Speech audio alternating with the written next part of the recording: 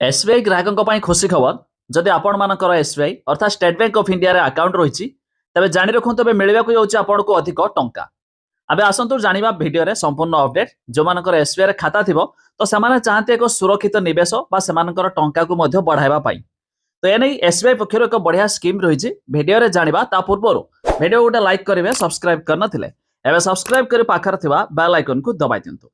ତେବେ ଏସବିଆଇ ତାର କୋଟି କୋଟି ଗ୍ରାହକଙ୍କ ପାଇଁ ନେଇ ଆସିଛି ଏସବିଆଇର ଅମୃତ ବୃଷ୍ଟି ସ୍କିମ୍। ତେବେ ଏହି ସ୍କିମ୍ରେ ଆପଣଙ୍କୁ 444 ଦିନ ପର୍ଯ୍ୟନ୍ତ ନିବେଶ କରିବାକୁ ପଡ଼ିବ, ଯେଉଁଥିରେ ଆପଣଙ୍କୁ ଏହା ହେଉଛି ଏକ ଏଫଡି ସ୍କିମ୍। ତେବେ ଏଥିରେ ଆପଣଙ୍କୁ 6.45% ହିସାବରେ ସୁଧ ହାର ମଧ୍ୟ ମିଳିଥାଏ।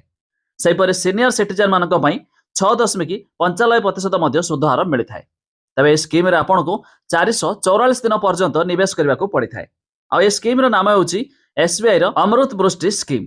ତେବେ ଏଥିରେ ନିବେଶ କରିବା ପାଇଁ ହେଲେ ଆପଣ ଯେକୌଣସି ଏସବିଆଇ ବ୍ରାଞ୍ଚକୁ ଯାଇ ମଧ୍ୟ ନିବେଶ କରିପାରିବେ। ତେବେ ଏସବିଆଇ ପୁଣି ମଧ୍ୟ ବାରମ୍ବାର ଏହାକୁ ରିନ୍ୟୁ ମଧ୍ୟ କରିଥାଏ।